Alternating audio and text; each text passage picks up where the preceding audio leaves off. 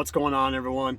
Welcome back to the Varsity Overland channel. Today I'm going to give you an update on our 2023 4Runner build. We've made a few basic modifications since we got the truck back in February, and I wanted to share that with you today. If you want to follow the whole build process from beginning to end, if there really is an end to the build process, be sure to subscribe to the channel so you don't miss any of the content.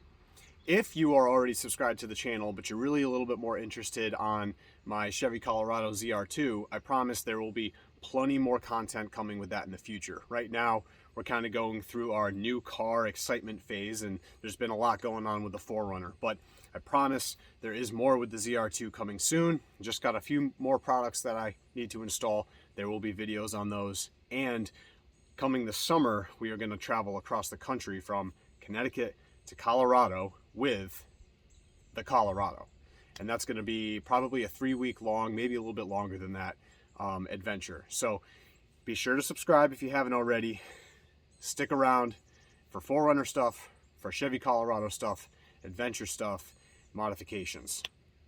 Let's get into it.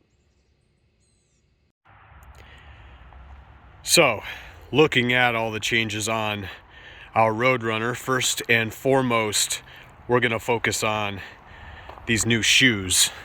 Probably the biggest thing that stick out if you were to compare this video to our previous video on what the vehicle looked like when we first got it. It still had the TRD off-road wheels, those silver ones, and it had kind of some basic street tires. I think technically they were considered all-terrain tires, but that's kind of hard to believe. So we have made some changes. These are 17-inch matte black TRD wheels, kind of like the iconic TRD wheels. There's a few different options here. You could go with matte black, you can go with gloss black. There's also silver and then bronze. And as much as I like the bronze wheels pretty much on any vehicle, the matte black looks really nice on this. And Michelle is the primary driver, and she loves the matte black wheels. So we got those 17-inch TRD wheels wrapped in 32-inch Goodyear Wrangler Duratrax 265/70 R17, which is a 32-inch tire. So technically, these tires are bigger than the ones on the ZR2. And I am not jealous at all. Just kidding. I wish they were this size. But yeah, this is the first change that we made, and anyone who follows Claycroft and the Expedition Overland company knows that the first thing they always recommend is changing up the tires. Your tires are your first big modification, and we did not waste any time doing that here. We went to Hoffman Toyota in Connecticut, West Simsbury, Connecticut, and we had these replaced about a week after we got the vehicle.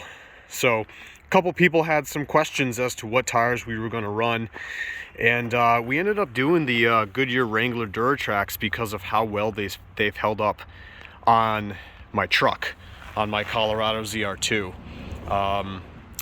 You know, they've taken us across the country. They've been to like 25 states.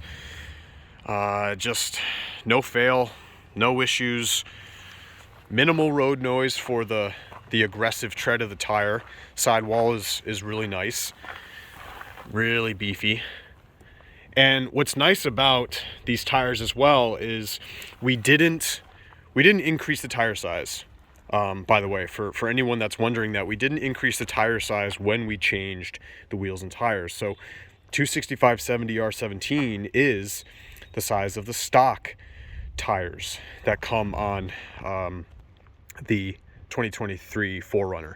So we didn't have to go up in size because, one, it has decent ground clearance, but two, with the aggressive tire and all that kind of stuff, it adds a little bit of beefiness without the need of getting bigger, I guess you could say. And plus, then we didn't need to change the size of the spare either. So I am very happy with the way this looks. The aggressive looking tire, the matte black rim, it's awesome. So moving on to something else that we blacked out, are all these emblems. Everywhere around the vehicle, everything that was chrome was blacked out. We got our logo here, Toyota little symbol here. These pieces right here are normally chrome on the TRD off-road 4Runners, as well as the TRD off-road logo on the side. This is blacked out, and then of course the one on the back is blacked out as well, and that was done using the blackout kit that you can buy from 4Runner Lifestyle. So you can just hop onto 4runnerlifestyle.com and order these emblem blackout kits, and they're super simple. It's literally just like really strong weather resistant 3M tape on the back of the various blackout emblems or blackout pieces. So I did record a little bit of that. I'm probably gonna lay some of that footage over this section right here, but it was really easy. I think it worked out really well. They look great, super simple. You could do it in 10 minutes in your driveway. Getting rid of all of that shiny stuff on the vehicle. Last piece that we need to hit are these front and rear valences, because they're kind of like chrome silverish looking, but I'll talk about that in a moment. So moving on to the last two things that we did. We added these rain guards by WeatherTech, and we tinted the front windows. CT Tint in Meriden, Connecticut. This is the same place where I got the windows on the truck tinted. They did a great job. Matched the rear to the front, so it's not any darker than the back two passenger doors. And then we added the WeatherTech rain guards. WeatherTech rain guards are really easy to add. The ones on the back side actually have 3M tape on the top, so when you roll the window down, you just kind of like feed it into the channel, roll the window up, and it sticks. The front two windows, adding these two, you kind of have to like play with the plastic, this plastic piece right here.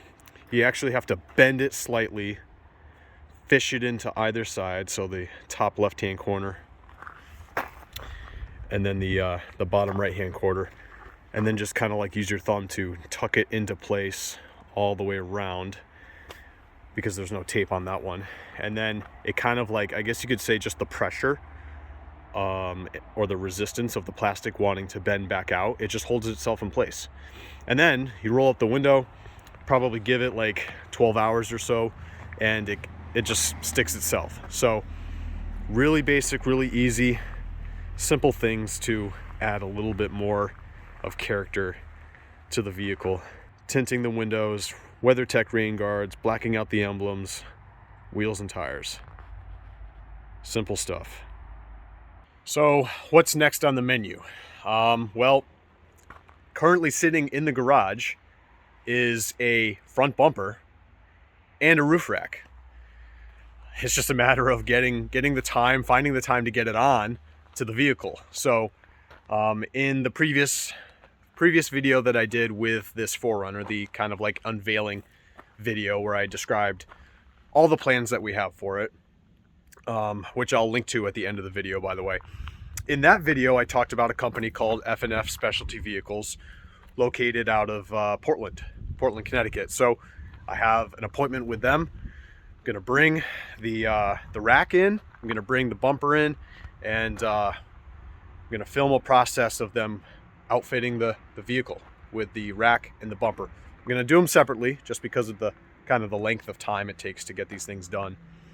So next week I'm heading over to them, and they're gonna install the rack on top, and then at some point down the road, hopefully not in the distant future, we'll get the bumper on. You might be wondering, what did you get? What kind of rack? What kind of bumper? You're gonna have to wait to see, stick around to find out. If you do follow me on Instagram, however, under the same name, Varsity Overland on Instagram, you might have seen a couple hints. I did give a few hints, especially at the rack. Over my story, there might be one or two pictures with descriptions, but If you want a little sneak peek, head over to Instagram and check that out. Maybe you can predict it. If you have an idea, comment down below and see if you can predict which roof rack and which front bumper we went with. Last thing that we're kind of waiting on is a light bar for that front bumper. So there is a light bar cutout. It is also winch compatible. I do have a winch. We ended up getting a winch for the vehicle as well. Yeah, couple things in the works. Very basic stuff right now. If you're looking for anything that's like really easy to manage and is not going to add any extra weight to the vehicle, it's not going to add any complications, I'd say the 5 things that we did right off the bat: wheels, tires, emblems, tints the windows, and WeatherTech rain guards, or any kind of rain guards. Doesn't have to be WeatherTech, but just those 5 things. And you know, we got a very different looking vehicle than when we first bought it. So that pretty much wraps things up for this video. There might be a couple things here and there that we attempt to do in the meantime, kind of like around the time frame of the roof rack and front bumper. I'm looking at the rear mud flap delete kit on 4Runner Lifestyle. It looks pretty easy, so I feel like I could finish that out in an afternoon. If I do, I'll probably make a video about it. Also considering the TRD skid plate, just because it's the TRD skid plate. If you got the TRD wheels, you gotta have the TRD skid plate, right? A couple people have actually asked me about communications and whether or not I'm gonna install a radio in the 4Runner like I have in the ZR2. And I guess the answer to that is kind of like yes and no. The ZR2 has a Midland USA radio, GMRS radio, and I've been using this Rocky Talkie mountain radio for a few months now, and it's compatible with the Midland radio, and it's super durable and just really strong. So I feel like I'm just gonna take this and set it inside the 4Runner and be like, there you go. You can communicate with me, you can communicate with our friends that we always go out on the trail with. Everything is all compatible between these radios, so I've already got this. I'm not going to spend a whole bunch of more money on, you know, another Midland GMRS radio that I need to kind of like spend an afternoon installing again in another vehicle. Just go with something like this, piece of cake. And then when we park it, we can grab it and take it with us for a hike. So communication's going to stay basic. It'll just be one of these. Other than the roof rack and the bumper, everything else for the time being, everything else is going to seem really basic. Once we have those things on it, we're going to start using it. We're going to start taking it out, taking it for a few adventures. I might actually take it out before the bumper even goes on. We'll see. You guys have to stick around and see if I end up taking it camping over the next few weeks. I really want to.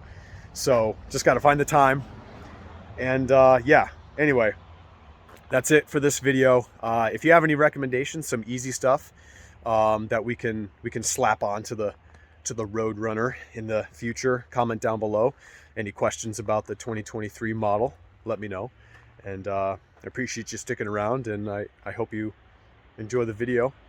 Oh, if you have any questions about this radio, by the way, I just put out another video at this point while you're watching this. I guess it would have been a couple weeks ago, but I just put out a video about Overland communications, so head over to my channel and check that out.